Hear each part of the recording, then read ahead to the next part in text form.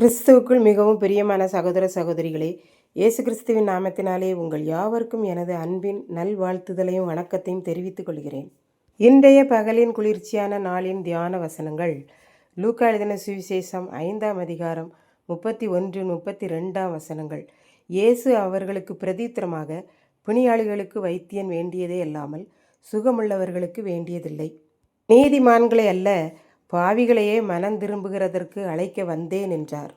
வேதபாரகரும் பரிசேயரும் இயேசுவின் சீடர்களிடம், நீங்கள் ஆயக்காரரோடும் பாவிகளோடும் உட்கார்ந்து ஒரே பந்தியில் சாப்பிடுகிறதென்ன?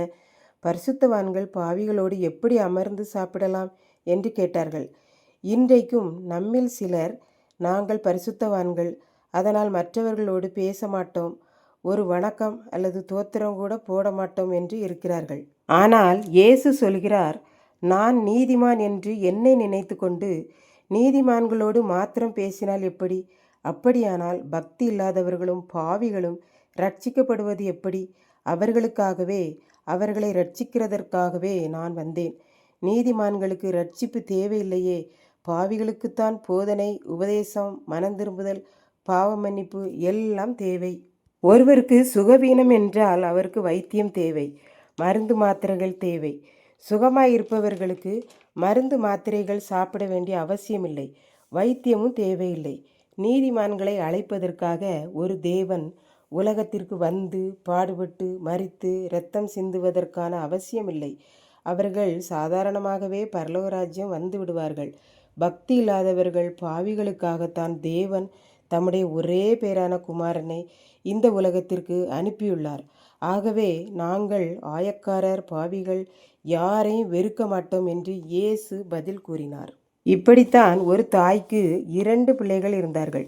மூத்தவள் நன்றாக படிப்பாள், 2வது குழந்தைக்கு நன்றாக படிப்பு வராது. ஆசிரியர் பாடம் நடத்தும்போது சரியாக கவனிக்கவும் மாட்டாள்.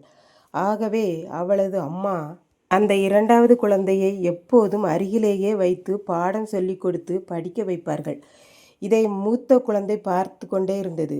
அம்மா, நீங்கள் எப்போதும் தங்கைக்கே பாடம் சொல்லி கொடுக்குறீங்க, உங்களுக்கு அவளைத்தான் பிடிக்கும் என்றது. அதற்கு அவள் அம்மா, மகளே, நீ நன்றாக படிக்கிறாய், உனக்கு நான் பாடம் சொல்லித்தர அவசியமில்லை. ஆனால் தங்கைக்கு படிப்பு வரவில்லையே, ஆகவே நான் அவளுக்கு சொல்லி கொடுத்தால் நன்றாக படித்து விடுவாள், அவ்வளவுதான். மற்றபடி 2 பேரையும் எனக்கு பிடிக்கும் என்று சொன்னார்கள். இதை கேட்டு கொண்டிருக்கிற அருமையானவர்களே, இன்றைக்கு நாம் எப்படி இருக்கிறோம்? கொஞ்சம் நாம் ஜெபிக்கிறவர்களாக இருந்தால், ஜெபிக்காதவர்கள், ஜெபிக்க தெரியாதவர்களை எல்லாம் அற்பமாய் எண்ணக்கூடாது. அவர்களுக்கு நாம் அன்பாக கற்றுக் கொடுக்கிறவர்களாக இருக்க வேண்டும். அபிஷேகம் பெற்ற நாம் அபிஷேகம் தாமதமானவர்களை பார்த்து அவர்கள் தாழ்ந்தவர்கள், நான் உயர்ந்தவன் என்று பெருமை பாராட்டக்கூடாது. இன்னும் அதையும் தாண்டி பிற மதத்தவர்களையும் இயேசுவின் அன்பால் இழுக்க கற்றுக்கொள்ள வேண்டும். கர்த்தர் தாமே இந்த வார்த்தைகளை ஆசீர்வதிப்பாராக. ஆமேன். ஜெபம். அன்பின் ஆண்டவரே, இந்த அருமையான நல்ல நாளுக்காக நன்றி செலுத்துகிறேன். இப்பொழுதும் இதை கேட்டு கொண்டிருக்கிற பிள்ளைகள் ஒவ்வொருவரும் பக்தி இல்லாதவர்கள் பாவிகளையெல்லாம் பார்த்து பரியாசம் பண்ணாமலும் பிற மதத்தவர்களையும் உம்முடைய அன்பின் கயிறுகளால் இழுத்து கட்டி அரவணைக்க கற்றுக் கொடுப்பீராக. இயேசு கிறிஸ்துவின் நிமித்தம் வேண்டிக் கொள்கிறேன் பிதாவே. ஆமேன், ஆமேன்.